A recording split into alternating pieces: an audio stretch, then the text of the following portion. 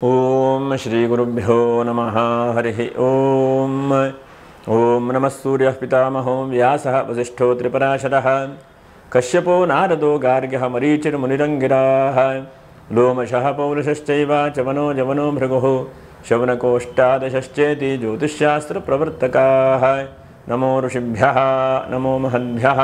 ಪ್ರಿಯ ವೀಕ್ಷಕರೇ, ಭಗವಂತ ಶುಭವನ್ನುಂಟು ಮಾಡಲಿ. ಆತ್ಮೀಯರೇ, 29/3/2025 ಒಂದು ತಾರೀಕಿನ ದಿವಸ ವಿಶೇಷವಾಗಿ ಶನೈಶ್ಚರನು ಕುಂಭರಾಶಿಯಲ್ಲಿರುವಂಥ ಶನೈಶ್ಚರನು ಮೀನರಾಶಿಗೆ ಪರಿವರ್ತನೆ ಆಗ್ತಾ ಇದ್ದಾನೆ. ಅದು ಮುಂದಿನ ರಾಶಿಗೆ ಹೋಗ್ತಾ ಇದ್ದಾನೆ. ಹೇಗಿದ್ದಾಗ ಶನೈಶ್ಚರ ಸ್ವಾಮಿಯ ಗೋಚಾರ ಫಲ ಹೇಗಿದೆ? ಶನೈಶ್ಚರನು ಏನಾದರೂ ಶುಭವಾದಂಥ ಲಾಭವನ್ನು ಉಂಟು ಮಾಡ್ತಾನೆ ತುಲಾರಾಶಿಯವರಿಗೆ ಎಂಬುದನ್ನು ನೋಡೋಣ. ಯಾಕಂದರೆ ತುಲಾರಾಶಿಯವರಿಗೆ ಹೇಗೆ ಅಂತಂದರೆ ಒಂದಂತಕ್ಕೆ ಎಲ್ಲ ಬರ್ತಾ ಇದೆ, ಆದರೂ ಏನೋ ಹಿಡ್ಕೊಳ್ಳಿಕ್ಕಾಗ್ತಾ ಇಲ್ಲ. ಮುಂದೆ ಮುಂದೆ ಮುಂದೆ ಹೋಗ್ತಾ ಇದೆ ಜೀವನದ ಶೈಲಿಗಳು, ಜೀವನದ ಅವಕಾಶಗಳು, ವ್ಯವಸ್ಥೆಗಳು. ಹಾಗಾಗಿ ತುಲಾರಾಶಿಯವರಿಗೆ ಹೇಗೆ? ಚಿತ್ತಾ ನಕ್ಷತ್ರ 3-4ನೇ ಪಾದ, ಹಾಗೆ ವಿಶಾಖ ನಕ್ಷತ್ರ 1, 2, 3, 4ನೇ ಪಾದ, ಇನ್ನು ಸ್ವಾತಿ ನಕ್ಷತ್ರ 1-4 ಪಾದ. ನೀವು ವಿಡಿಯೋ ಮುಗಿಯುವವರೆಗೂ ಕೂಡ ನೀವು ನೋಡ್ತಾ ಇರಿ. ನಕ್ಷತ್ರ ಪರಿಹಾರಗಳೇನು ಎಂಬುದನ್ನು ಗಮನಿಸೋಣ. ವಿಶೇಷವಾಗಿ ನಾವು ಹೇಳುವಂಥದ್ದು ಇದು ಗೋಚಾರ ಫಲ ಅಂತ. ನಿಮ್ಮ ಜಾತಕದಲ್ಲಿ ದಶಾಭುಕ್ತಿಗಳ ಮೇಲೆ ಸ್ವಲ್ಪ ವ್ಯತ್ಯಾಸವು ಬರಬಹುದು. ಆದರೆ ಗೋಚಾರದಲ್ಲಿರುವಂತಹ ಇಷ್ಟು ದಿವಸ ನೀವು ಪಂಚಮ ಶನಿ ಹೇಳುವಂತಹ ಶನೈಶ್ಚರನು ಷಷ್ಠ ರಾಶಿಗೆ ಶನೈಶ್ಚರನು ಪರಿವರ್ತನೆ ಆಗ್ತಾ ಇದ್ದಾನೆ. ಇದು ಬಹಳ ಒಳ್ಳೆಯದಾದಂಥ ಫಲ. ಯಾಕಂದರೆ ಪಂಚಮದಲ್ಲಿದ್ದಾಗ ಒಂದು ಹಂತಕ್ಕೆ ಸ್ವಲ್ಪ ದುಃಖಗಳನ್ನೇ ಕೊಡ್ತಾನೆ. ಆದರೆ ಷಷ್ಠ ಸ್ಥಾನದ ಶನೈಶ್ಚರನು ವಿಶೇಷವಾಗಿ ಬಹಳ ಧೈರ್ಯವನ್ನು, ಸಾಮರ್ಥ್ಯವನ್ನು, ಪ್ರಬಲವಾದಂಥ ಯೋಗಗಳನ್ನು ಕೊಡ್ತಾನೆ ಎಂಬುದಾಗಿ ಶಾಸ್ತ್ರಕಾರರೆಲ್ಲ ಹೇಳ್ತಾರೆ. ಇಷ್ಟು ದಿವಸ ನೀವು ಒದ್ದಾಡ್ತಾ ಇದ್ದರೆ ನಿಜ, ಆದರೆ ಈಗ ಕೆಲವೊಂದೆಲ್ಲ ನಿಮಗೆ ಕಷ್ಟಕ್ಕೆ ಪರಿಹಾರಗಳು ಸಿಗುವಂಥ ಚಾನ್ಸಸ್ ಇದೆ. ಅದು ಏನೇನು ಎಂಬುದನ್ನು ಗಮನಿಸೋಣ. ಮೊದಲನೇದಾಗಿ ನಾವು ಗಮನಿಸುವಂಥದ್ದು, ನಿಮ್ಮ ರಾಶಿಗೆ ಶನೈಶ್ಚರನು ಬಹಳ ಮಿತ್ರನು. ಶುಕ್ರನಿಗೆ ಶನೈಶ್ಚರ ಬಹಳ ಮಿತ್ರನು. ಅದರ ಜೊತೆಯಲ್ಲಿ ಅವನು 6ನೇ ರಾಶಿಯಲ್ಲಿ ಕೂತ್ಕೊಂಡಿದ್ದಾನೆ. ಕೂತ್ಕೊಂಡಂತಹ ರಾಶಿ ಏನಂತಂದ್ರೆ ಗುರುವಿನ ಮನೆ, ಅಂದರೆ ಅದು ದೇವತೆಗಳ ಮನೆ. ಶುಕ್ರನು ದೈತ್ಯಾಚಾರ್ಯ ಅಂತ ಕರೀತಾರೆ. ದೈತ್ಯರಿಗೆ ಶುಕ್ರನು ಆಚಾರ್ಯ. ಆದರೆ ಅವನು 6ನೇ ರಾಶಿಯಲ್ಲಿ ದೇವರ ಮನೆಯಲ್ಲಿ ಅಥವಾ ದೇವಗುರುವಿನ ಮನೆಯಲ್ಲಿ ಕೂತ್ಕೊಂಡಿದ್ದಾನೆ. ಶನೈಶ್ವರನು ಕೂತ್ಕೊಂಡು ಏನು ಮಾಡ್ತಾ ಇದ್ದಾನೆ? ನಿಮ್ಮ ರಾಶಿಯಿಂದ ಪರಸ್ಪರ 8ನೇ ರಾಶಿಯನ್ನು ಅವನು ನೋಡ್ತಾ ಇದ್ದಾನೆ ಅಲ್ವಾ? ಇದು ಬಹಳ ಮುಖ್ಯವಾಗಿ. ಹಾಗಾಗಿ 8ನೇ ರಾಶಿಯ ದೃಷ್ಟಿ ಅಷ್ಟೊಂದು ಒಳ್ಳೆಯದಲ್ಲ. ಹಾಗೆ ಅನಂತರದಲ್ಲಿ ಇನ್ನು ಶನೈಶ್ವರ ನೋಡ್ತಾ ಇರುವಂಥದ್ದು 12ನೇ ರಾಶಿಗೆ ದೃಷ್ಟಿ. 12ನೇ ರಾಶಿ ದೃಷ್ಟಿ ಒಳ್ಳೆಯದು. ಶಾಸ್ತ್ರದಲ್ಲಿ ಪಾಪಗ್ರಹಗಳು 12ನೇ ರಾಶಿಯನ್ನು ನೋಡಿದ್ರೆ ಒಳ್ಳೆಯದು. ಅದರ ಜೊತೆಯಲ್ಲಿ 6ನೇ ರಾಶಿಯಲ್ಲಿ ಕೂತ್ಕೊಂಡಿರುವಂಥದ್ದು ಬಹಳ ಉತ್ತಮ ಎಂಬುದಾಗಿ ಕರೀತಾರೆ. ನೋಡ ಏನೇನು ಫಲ ಕೊಡ್ತಾನೆ ಅವನು ಅಂತೇಳಿ ಯೋಚನೆ ಮಾಡೋಣ. ಒಂದನೇದಾಗಿ ಅರಿ, ವೈರಿ, ರಿಪು ಇದು ಬಹಳ ಮುಖ್ಯವಾಗಿ ಗಮನಿಸುವಂಥದ್ದು. ನಿಮ್ಮ ವೈಯಕ್ತಿಕವಾದಂಥದ್ದು ಅಥವಾ ಬಿಸ್ನೆಸ್ ಸಂಬಂಧವಾದಂಥ ಶತ್ರುತ್ವ ಏನೇನಿದೆಯೋ ನಿಮ್ಮ ಜೀವನದಲ್ಲಿ ಬರುವಂತಹ ಮತ್ತು ಬರಲಿರುವಂತಹ ಶತ್ರುತ್ವ ಸಂಬಂಧವಾದದ್ದನ್ನೆಲ್ಲ ದೂರ ಮಾಡ್ತಾನೆ. ಇವತ್ತು ಒಂದು ಬಿಸ್ನೆಸ್ಸು, ಮಾರ್ಕೆಟಿಂಗು, ವ್ಯವಹಾರಗಳು, ಕಂಪ್ನಿ, ಸಂಸ್ಥೆ ಎಲ್ಲವೂ ಕೂಡ ಒಂದು ಕಾಂಪಿಟೇಷನ್ ಇದ್ದೇ ಇರುತ್ತೆ, ಯಾವುದೂ ಇಲ್ಲ ಅಂಥೇಳಿ ಇಲ್ಲ. ಹಾಗಾಗಂತಹ ಆ ಶತ್ರುತ್ವವಾದಂತಹ ಏನೇನು ಸಮಸ್ಯೆಗಳು, ತೊಂದರೆಗಳಿದೆಯೋ ಅದನ್ನು ಭಗವಂತ ಪರಿಹಾರ ಮಾಡ್ತಾನೆ. ಇದು ಬಹಳ ಮುಖ್ಯವಾಗಿ ಗಮನಿಸುವಂಥದ್ದು. ಶತ್ರು ದೋಷಗಳು, ಶತ್ರು ಸಂಬಂಧವಾದ ಏನಿದೆಯೋ ಅದನ್ನೆಲ್ಲ ತೆಗೆದು ಹಾಕಿಬಿಡ್ತಾನೆ ಅವನು. ನಿಮಗೆ ಒಳ್ಳೆ ರೀತಿಯಾದಂಥ ಶಕ್ತಿ ಸಾಮರ್ಥ್ಯಗಳನ್ನು ಅನುಗ್ರಹಿಸ್ತಾನೆ. ಇದು ಬಹಳ ಖುಷಿ ಪಡುವಂತಹದ್ದು ಇವರೇ. ಯಾಕಂದರೆ ಎಷ್ಟೇ ಸಲ ನಾವು ಏನೇ ಮಾಡಿದ್ರೂ ಕೂಡ ನಮಗೆ ಒಳಗಡೆಗೆ ಏನೋ ಶತ್ರುತ್ವ, ಏನೋ ಯೋಚನೆ ಮಾಡ್ತಾ ಇರ್ತೇವೆ ಮನಸ್ಸಿನಲ್ಲಿ, ಆ ಕೆಲಸಕ್ಕೆ ಹೋಗಲಿಕ್ಕೆ ಆಗೋದಿಲ್ಲ. ಅಥವಾ ಏನೋ ಒಂದು ನಾಳೆ ಮಾಡೋಣ ಅಂದ್ಕೊಳ್ತೇವೆ, ನಾಳೆ ಮಾಡಲಿಕ್ಕೆ ಆಗೋದಿಲ್ಲ. ಏನೋ ತೊಂದರೆ, ಏನೋ ಕಿರಿಕಿರಿ ಬರುತ್ತೆ. ಹಾಗಾಗಿ ಅಂತಹ ಒಳಗಡೆ ಇರುವಂಥ ಶತ್ರುತ್ವವನ್ನು ಫಸ್ಟ್ ನಾವು ಗಮನಿಸಬೇಕು. ಕಾಮ, ಕ್ರೋಧ, ಲೋಭ, ಮೋಹ, ಮದ, ಮತ್ಸರ್ಯ ಇವೆಲ್ಲ ಅರಷಡ್ಡಿ ವೈರಿಗಳು ಎಂಬುದಾಗಿ ಕರೀತಾರೆ. ಇವನ್ನೆಲ್ಲವನ್ನು ಕೂಡ 6ನೇ ರಾಶಿಗೆ ಹೋದಾಗ ನಿಗ್ರಹ ಮಾಡುವಾಗ ಮಾಡ್ತಾನೆ. ಯಾಕಂದರೆ ನಾವೆಲ್ಲ ಒಂದು ಕಡೆ ಅರ್ಜೆಂಟಾಗಿ ಹೋಗಬೇಕಾಗಿರುತ್ತೆ. ಆವಾಗ ಆಸೆ, ಏನೋ ಅದೇ ತಿಂದ್ಕೊಂಡು ಹೋಗಬೇಕು, ಇದು ಮಾಡ್ಕೊಂಡು ಹೋಗಬೇಕು ಅಂತ. ಆವಾಗ ಮನಸ್ಸು ಅದ್ರ ಕಡೆನೇ ಹೋಗ್ತದೆ, ಬಿಟ್ಟರೆ ಹೋಗುವಂಥ ಫೋಕಸ್ ಕಡಿಮೆ ಆಗುತ್ತೆ. ಇದನ್ನು ಅವನು ನಿಗ್ರಹ ಮಾಡ್ತಾನೆ ಶನೈಶ್ವರನು. ವಿಶೇಷವಾಗಿ ಕ್ರೋಧವನ್ನು, ಬಹಳ ಸಿಟ್ಟು ಬರ್ತಾ ಇದೆ, ಬಹಳ ತಾಳ್ಮೆ ಕಳ್ಕೊಳ್ತಾ ಇದ್ದೇನೆ, ಇಂಥ ಸಮಯ ಇದ್ದಾಗ 6ನೇ ರಾಶಿಗೆ ಹೋದಾಗ ಅವನು ಬಹಳ ಮುಖ್ಯವಾಗಿ ಅದನ್ನೆಲ್ಲ ನಿಲ್ಲಿಸ್ತಾನೆ ಶನೈಶ್ವರನು. ಹಾಗೆ ಒಳಗಡೆ ಇರುವಂಥ ಶತ್ರುಗಳು ಇದು ಬಹಳ ಮುಖ್ಯವಾಗಿ ಗಮನಿಸಬೇಕು. 6ನೇ ರಾಶಿಗೆ ಏನಕ್ಕೆ ಅಂತಂದರೆ, ಒಂದನೇದಾಗಿ ನಮ್ಮ ಒಳಗಡೆ ಇರುವಂಥ ಶತ್ರುಗಳೆಲ್ಲ ನಿಗ್ರಹ ಆಗ್ತಾ ಹೋದರೆ ಮನುಷ್ಯನ ಆಟೋಮೆಟಿಕ್ಕಾಗಿ ಸಾಧನಕನಾಗಿಬಿಡ್ತಾನೆ, ಅಥವಾ ದೊಡ್ಡ ವ್ಯಕ್ತಿ ಆಗ್ತಾನೆ, ಅಥವಾ ಅವನು ಸಾಧನೆ ಮಾಡೋಕ್ಕೆ ಎಲ್ಲವೂ ಕೂಡ ಪೂರಕವಾಗಿ ಬರುತ್ತೆ ಅಲ್ವಾ? ಯೋಚನೆ ಮಾಡಿ ನೀವು. ಕೆಲವೊಂದು ಮಾತು ಸರಿಯ, ಇನ್ನೊಬ್ಬರ ಬಗ್ಗೆನೇ ಚಿಂತೆ ಮಾಡ್ತಾ ಇರ್ಬೋದು, ಇನ್ನೊಬ್ಬರ ಬಗ್ಗೆನೇ ಮಾತಾಡ್ತಾ ಇರುವಂಥದ್ದೇನು ಸಂಬಂಧವೇ ಇರುವುದಿಲ್ಲ, ಕೆಲಸವೇ ಇರುವುದಿಲ್ಲ. ಅದಕ್ಕೆ ಲೋಕಾಭಿರಾಮವಾಗಿ ಹರಟೆ ಅಂತ ಹೇಳ್ತಾರಲ್ಲ, ಹರಟೆ ಹೊಡಿತಾ ಇದ್ದು ಏನು ಪ್ರಯೋಜನ, ಯಾರಿಗೇನು? ಸಮಯ ಹೋಗುತ್ತೆ ಬಿಟ್ಟರೆ ಇನ್ನೇನು ಉಪಯೋಗ ಆಗುವಂಥದ್ದಿಲ್ಲ. ಹಾಗಾಗಿ ಇಂಥದ್ದನ್ನೆಲ್ಲ 6ನೇ ರಾಶಿಯಲ್ಲಿದ್ದಾಗ ಶನೇಶ್ವರ ನಿಲ್ಲಿಸ್ತಾನೆ. ನೋಡಿ ಎಷ್ಟು ಒಳ್ಳೆಯದಲ್ವ. ಸಾಧನೆ ಮಾಡಬೇಕು ಅಂತಂದರೆ 6ನೇ ರಾಶಿಯಲ್ಲಿ ಶನೇಶ್ವರನು ಬಂದಾಗ ಆ ವ್ಯಕ್ತಿ ಅಸಾಮಾನ್ಯವಾದಂಥ ಸಾಧನೆ ಮಾಡ್ತಾನೆ ಅಂತ. ಸಾಮಾನ್ಯವಾದ್ದು ಕೂಡ ಅಲ್ಲ, ಅದನ್ನು ಹೇಳಲಿಕ್ಕಾಗಲ್ಲ, ಅಷ್ಟೊಂದು ಸಾಧನೆ ಮಾಡ್ತಾನೆ. ಹಾಗಾಗಿ ಸಾಧಕರಿಗೂ ಬಹಳ ಒಳ್ಳೆಯದಾದಂಥದ್ದು. ಈ ತುಲಾ ರಾಶಿಯಲ್ಲಿ ಯಾರ್ಯಾರು ಸಾಧನೆ ಮಾಡ್ತಾ ಇದ್ದೀರೋ, ಅಥವಾ ಜೀವನದಲ್ಲಿ ಏನಾದರೂ ಒಂದು ಮೇಲ್ಮಟ್ಟದ ಜೀವನ ಮಾಡಿಕೊಳ್ಬೇಕು, ಅಥವಾ ಒಂದು ಕಂಪನಿ ಮಾಡಬೇಕು, ಅಥವಾ ಸ್ವಂತವಾಗಿ ಏನಾದರೂ ಬಿಸ್ನೆಸ್ಸನ್ನು ಮಾಡಬೇಕು ಅಂದ್ಕೊಂಡಿದ್ದೀರೋ ಅವ್ರಿಗೆ ಬಹಳ ಒಳ್ಳೆಯ ಸಮಯ ಅಂಥೇಳಿ ಹೇಳ್ತೇನೆ. ಜಾತಕದಲ್ಲೂ ದಶಾಭುಕ್ತಿಗಳ ಬಲ ಇದ್ದರೆ ಇದೂ ಕೂಡ ನಿಮಗೆ ಪೂರಕವಾಗಿ ನಿಮ್ಮನ್ನು ಒಳ್ಳೊಳ್ಳೆ ರೀತಿಯಾಗಿ ಸಾಧನೆ ಮಾಡೋ ಹಾಗೆ ಮಾಡ್ತಾನೆ ಶನೇಶ್ವರನು. 1ನೇದಾಗಿ. 2ನೇದಾಗಿ ರಿಪುಗಳು ಅಂತಂದರೆ ಎಷ್ಟೋ ಸಲ ನಮ್ಮ ಜೊತೆಗಿರುವಂಥವರೇ ನಮ್ಮ ಶತ್ರುಗಳಾಗಿಬಿಡ್ತಾರೆ ಅಲ್ವಾ? ಯೋಚನೆ ಮಾಡಿ ನೀವು. ಜೊತೆಗಿರುವಂಥವ್ರು ಹೇಗೆ ಶತ್ರುಗಳಾಗ್ತಾರೆ ಅಂತಂದರೆ, ಒಂದೊಂದಕ್ಕೆ ಒಡ ಹುಟ್ಟಿದವರು ಇರಬಹುದು, ಜೊತೆಗಿರಬಹುದು, ಅಥವಾ ನಿಮ್ಗೆ ಯಾರ್ಯಾರು ಸಪೋರ್ಟ್ ಮಾಡ್ತಾ ಇದ್ದವ್ರು ಇರಬಹುದು, ನಿಮ್ಮ ಮೈನಸ್ ಪಾಯಿಂಟ್ ಅವ್ರಿಗೆ ಗೊತ್ತಿರುವಂಥ ವ್ಯಕ್ತಿಗಳು ಇರಬಹುದು. ಇವರೆಲ್ಲ ನಿಮಗೆ ತೊಂದರೆ ಮಾಡಿಬಿಡ್ತಾರೆ ಎಷ್ಟೋ ಸಲ. ಆವಾಗ ಇದನ್ನೆಲ್ಲ ನಿಗ್ರಹ ಮಾಡ್ತಾನೆ ಶನೇಶ್ವರನು.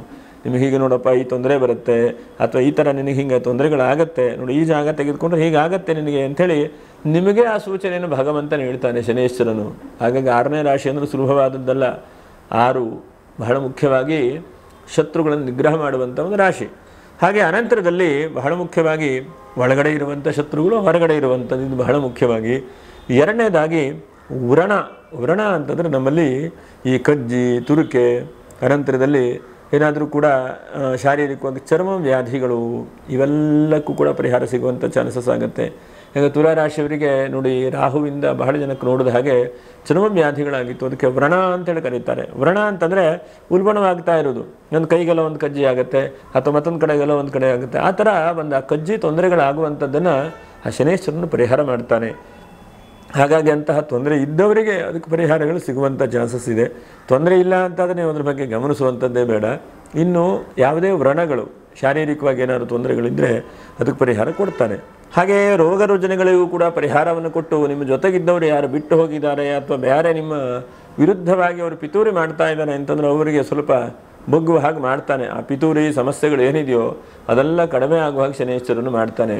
ಎಷ್ಟೋ ಸಲ ನಾವು ನೋಡ್ತಾ ಇರ್ತೇವೆ, ಶತ್ರುಗಳಿಂದ ಬಹಳ ಸಮಸ್ಯೆಗಳು, ಶತ್ರುಗಳಿಂದ ಬಹಳ ಕಿರಿಕಲ ಬರ್ತಾ ಇರ್ತದೆ. ಹಾಗಾಗಿ ಶತ್ರುವನ್ನು ಧ್ವಂಸ ಮಾಡುವಂಥ ಯೋಗವನ್ನು ಕೊಡ್ತಾನೆ.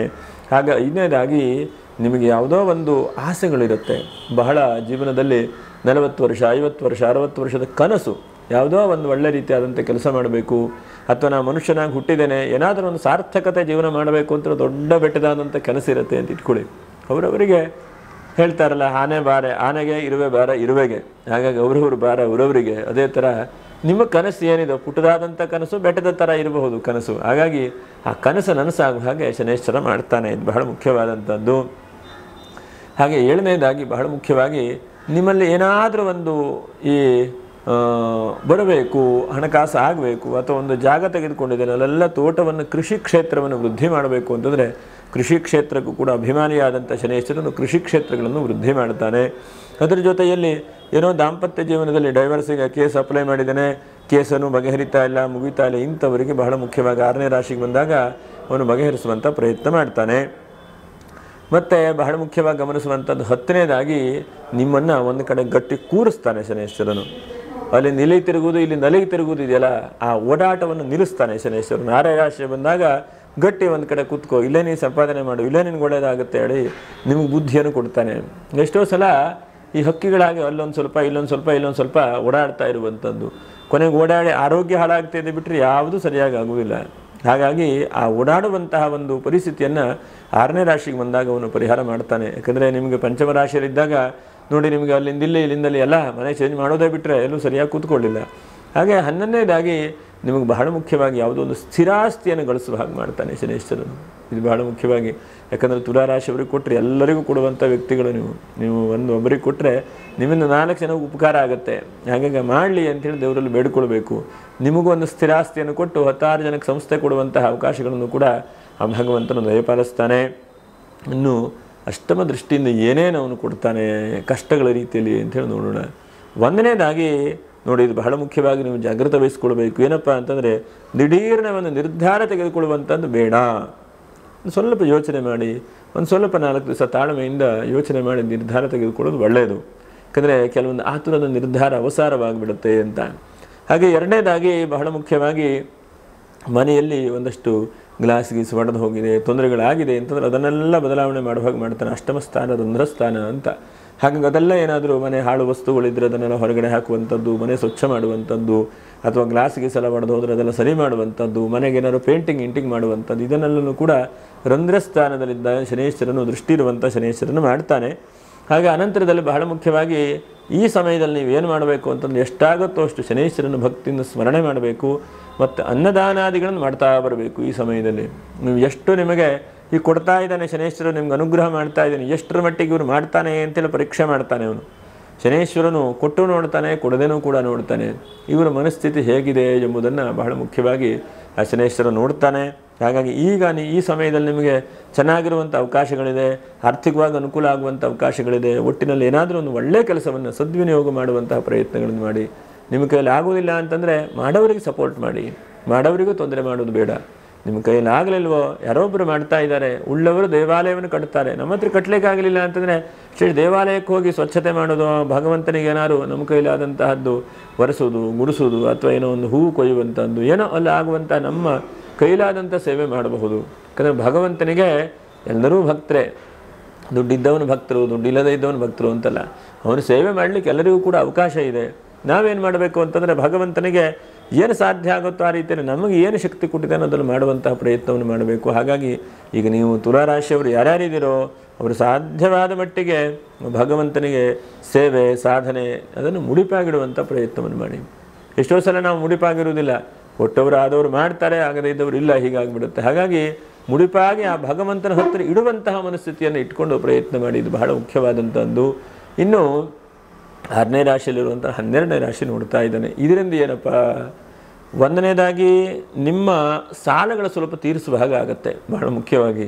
ಮತ್ತು ಶಯನಸ್ಥಾನ, ನಿದ್ರಾಸ್ಥಾನ, ನಿಮಗೆ ನಿದ್ರೆಯೇ ಬರ್ತಾ ಇಲ್ಲ, ನಿದ್ರೆಯಲ್ಲಿ ಬಹಳ ತೊಂದರೆ ಆಗ್ತಾ ಇದೆ ಅಂತಂದರೆ ಅದು ಚಿಕಿತ್ಸೆಗಳು ಸಿಗ್ತದೆ. ಹಾಗೆ ಯಾವುದೋ ಒಂದು ಕಳ್ಕೊಳ್ಳುವಂತಹ ವಸ್ತು ಅಥವಾ ಕಳೆದು ಹೋದಂಥ ವಸ್ತು ಇದು ವಾಪಸ್ ಬರುವಂಥ ಸಾಧ್ಯತೆಗಳು. ಮತ್ತು ನೀವು ಬಹಳ ಮುಖ್ಯವಾಗಿ ನಿಮ್ಮ ಜೀವನದಲ್ಲಿ ಒಂದು ಸ್ಥಿರವಾಗಿ ಒಂದು ಗಟ್ಟಿ ಕೂತ್ಕೊಳ್ಳುವಾಗ ಮಾಡ್ತಾನೆ. ಎಲ್ಲಿ ಗಟ್ಟಿ ಕೂತ್ಕೊಳ್ತೀರಿ ನಿಮ್ಮ ಜೀವನದಲ್ಲಿ? ಒಂದು 50 ವರ್ಷ ಆಯ್ತಪ್ಪ, ಇನ್ನೇನು ಮಾಡೋದು ಅಂತಂದರೆ ಒಂದು ಕಡೆ ಗಟ್ಟಿಯಾಗಿ ಕೂತ್ಕೊಳ್ಳುವಂಥದ್ದು, ಆರ್ಥಿಕವಾಗಿ ಅನುಕೂಲ ಆಗುವಂಥದ್ದನ್ನು ಕೂಡ ಶನೇಶ್ವರ ನೀಡ್ತಾನೆ. ಹೀಗೆ ಇಂತಹ ಅನೇಕ ಬದಲಾವಣೆಗಳನ್ನು, ಸ್ಥಿರವಾದಂಥ ಅವಕಾಶಗಳನ್ನು ಶನೇಶ್ವರನು ನೀಡಿ ಒಟ್ಟಿನಲ್ಲಿ ತುಲಾರಾಶಿಯವರಿಗೆ ಒಂದು ಹಂತಕ್ಕೆ ಶುಭವಾದಂಥ ರಾಜಯೋಗವನ್ನೇ ಶನೇಶ್ವರ ಅನುಗ್ರಹ ಮಾಡ್ತಾನೆ. ನಕ್ಷತ್ರ ಪರಿಹಾರಗಳೇನಪ್ಪ ಅಂತಂದರೆ ನೋಡಿ, ಚಿತ್ತಾ ನಕ್ಷತ್ರ 3 ಮತ್ತು 4ನೇ ಪಾದದವರು ಎಷ್ಟು ಸಾಧ್ಯ ಆಗುತ್ತೋ ಅಷ್ಟು ಗಣಪತಿಯನ್ನೇ ಪ್ರಾರ್ಥನೆ ಮಾಡಿ, ಸಾಧ್ಯವಾದರೆ ಗಣೇಶ ಮತ್ತು ಈಶ್ವರ ಇರುವಂಥ ದೇವಸ್ಥಾನಕ್ಕೆ ಹೋಗಿ ಅಭಿಷೇಕ, ಪೂಜೆ, ನಮಸ್ಕಾರವನ್ನು ಮಾಡಿ. ಇನ್ನು ಸ್ವಾತಿ ನಕ್ಷತ್ರ ಬಹಳ ಮುಖ್ಯವಾಗಿ ಗಮನಿಸಬೇಕು. ಸ್ವಾತಿ ನಕ್ಷತ್ರದವರು ನಾಗಲಿಂಗೇಶ್ವರ ದೇವಸ್ಥಾನಕ್ಕೆ ಹೋಗಿ ಅಥವಾ ನಾಗನ ಇರುವಂತಹ ದೇವಸ್ಥಾನಕ್ಕೆ ಹೋಗಿ ಈಶ್ವರನ ಆರಾಧನೆ ಮಾಡಿ. ಈಶ್ವರನಿಗೆ ಎಷ್ಟು ಸಾಧ್ಯ ಆಗುತ್ತೋ ಅಷ್ಟು ಗಂಗೋದಕ ಅಭಿಷೇಕ ಇದನ್ನು ಮರ್ಯಾದೆ ಮಾಡಿ ಅಥವಾ ರುದ್ರಾಭಿಷೇಕ ಮಾಡಿ. ಈಶ್ವರನು ಬಹಳ ಸುಪ್ರಸನ್ನನಾಗ್ತಾನೆ. ಸ್ವಾತಿ ನಕ್ಷತ್ರದವರು ನಾಗನ ಆರಾಧನೆಯೇ ಬಹಳ ಮುಖ್ಯವಾದಂಥದ್ದು. ಇನ್ನು ವಿಶಾಖ ನಕ್ಷತ್ರ, ನೀವು ಸಾಧ್ಯ ಆದ ಮಟ್ಟಿಗೆ ಶಿವನ ಮಾನಸ ಸ್ತೋತ್ರ, ರತ್ನೈ ಕಲ್ಪಿತ ಮಾಸನಂ ಹಿಮಜಲೈ ಸ್ನಾನಂಚ ದಿವ್ಯಾಂಬರಂ ಅಂತ ಆ ಈಶ್ವರನಿಗೆ ಭಕ್ತಿ ಸ್ತೋತ್ರ ಪ್ರಾರ್ಥನೆಯನ್ನು ಮಾಡ್ತಾ ಬನ್ನಿ. ಇದಿಷ್ಟು ಮಾಡಿ ಒಟ್ಟಿನ ಭಗವಂತನು ನಿಮಗೆ ಹೂವು ಎತ್ತದಾಗೆ ಎತ್ತಿ ಒಳ್ಳೆಯ ರೀತಿಯಾದಂಥ ಫಲಗಳನ್ನು ಅನುಗ್ರಹ ಮಾಡಲಿ ಅಂಥೇಳಿ, ಎಲ್ಲ ರೀತಿಯಾದಂತಹ ಫಸ್ಟು ಒಳಗಡೆ ಶತ್ರುವನ್ನು ನಾಶ ಮಾಡಿ ನಿಗ್ರಹವನ್ನು ಉಂಟು ಮಾಡಲಿ ಅಂತ. ಇದು ಬಹಳ ಮುಖ್ಯವಾಗಿ ನಾವು ಗಮನಿಸುವಂಥದ್ದು. ದೇವತಾ ಒಂದು ಶಾಸ್ತ್ರದಲ್ಲಿ ಹೇಳ್ತದೆ, ಪ್ರತಿಷ್ಠಾಪನೆಯಲ್ಲೆಲ್ಲ ಒಂದು ವಿಗ್ರಹವನ್ನು ಪ್ರತಿಷ್ಠೆ ಮಾಡಿದರೆ ಆ ವಿಗ್ರಹದಲ್ಲಿ ಒಂದು ನಿಗ್ರಹ, ಇನ್ನೊಂದು ಅನುಗ್ರಹ ಅಂತೇಳಿ 2 ಶಕ್ತಿಗಳು ವೃದ್ಧಿಯಾಗುತ್ತಂತೆ. ನಿಗ್ರಹ ಅಂದರೆ ಏನು? ಆ ಕೆಟ್ಟ ಶಕ್ತಿಗಳನ್ನು ತಡೆ ಹಿಡಿಯುವಂಥ ಒಂದು ಶಕ್ತಿ. ಅನುಗ್ರಹ ಅಂದರೆ ನಾವು ಕೇಳ್ತೇವೆ, ಭಗವಂತ ನನ್ನ ಮದುವೆ ಆಗಲಿಲ್ಲ, ಅಥವಾ ನನಗೆ ಸಂತಾನಾದಿಗಳಾಗಲಿಲ್ಲ, ಅಥವಾ ನನಗೇನೂ ಆಗಲಿಲ್ಲ ಅಂದರೆ ಆಗುವಂಥ ಅನುಗ್ರಹ. ಹಾಗಾಗಿ ಈ ನಿಗ್ರಹ ಮಾಡುವಂಥ ಶಕ್ತಿ ಏನಿದೆ, ಆ ವಿಗ್ರಹಕ್ಕೆ ಬರುವಂಥ ಶಕ್ತಿ ನಿಮಗೂ ಕೂಡ ನಿಗ್ರಹವನ್ನು ಕೊಡ್ತಾನೆ. 6ನೇ ರಾಶಿಯಲ್ಲಿದ್ದರೆ ಅನುಗ್ರಹ ಮಾಡುವಂಥದ್ದಿಲ್ಲ, ಆದರೆ ನಿಗ್ರಹ ಎಲ್ಲ ಶಕ್ತಿಗಳನ್ನು ಮೆಟ್ಟಿ ನಿಲ್ಲುವಂತಹದ್ದು. ಮತ್ತು ಒಳಗಡೆ ಇರುವಂತಹ ಕರ್ಮೇಂದ್ರಿಯಗಳು ಜ್ಞಾನೇಂದ್ರಿಯಗಳು ಎಲ್ಲವೂ ನಿಮ್ಮ ಹತೋಟಿಯಲ್ಲಿ ಇರುವ ಹಾಗೆ ನೋಡಿ. ಯೋಚನೆ ಮಾಡ್ತಾ ಇರಿ, ನಿಮ್ಮ ಶುಗರ್ ಇದೆ ಅಂತ ಇಟ್ಕೊಳ್ಳಿ, ಬರೀ ಸಿಹಿಯನ್ನೇ ತಿಂತಾ ಇದ್ರೆ ಹೇಗಾಗ್ತದೆ. ಹಾಗಾಗಿ ಸಾಧಕನಿಗೆ ಬಹಳ ಮುಖ್ಯವಾದಂಥದ್ದು. ಹಾಗಾಗಿ ಈ ರಾಶಿಯರು ಯಾರ್ಯಾರು ಸಾಧನೆ ಮಾಡಬೇಕು ಅಂದ್ಕೊಂಡಿದ್ದೀರೋ ಅವರಿಗೆ ಬಹಳ ಉತ್ತಮವಾದಂಥದ್ದು ಅಂತ ಹೇಳ್ತಾ ಮುಂದಿನ ವಿಡಿಯೋದಲ್ಲಿ ಭೇಟಿ ಮಾಡೋಣ. ಯಾರು ಸಬ್ಸ್ಕ್ರೈಬ್ ಮಾಡಿಲ್ಲೋ ಅಂತವರು ಸಬ್ಸ್ಕ್ರೈಬ್ ಮಾಡಿ, ನಿಮಗೆ ಸಮಾಧಾನ ಇಷ್ಟವಾದರೆ 4 ಜನಕ್ಕೆ ಶೇರ್ ಮಾಡಿ ಅಂತ ಹೇಳ್ತಾ ಮುಂದಿನ ವಿಡಿಯೋದಲ್ಲಿ ಭೇಟಿ ಮಾಡೋಣ. ನಮಸ್ಕಾರ. ಲೋಕಾ ಸಮಸ್ತ ಸುಖಿನೋ ಭವಂತು, ಸಮಸ್ತ ಸನ್ಮಂಗಲಾನಿ ಭವಂತು. ನಮಸ್ಕಾರ.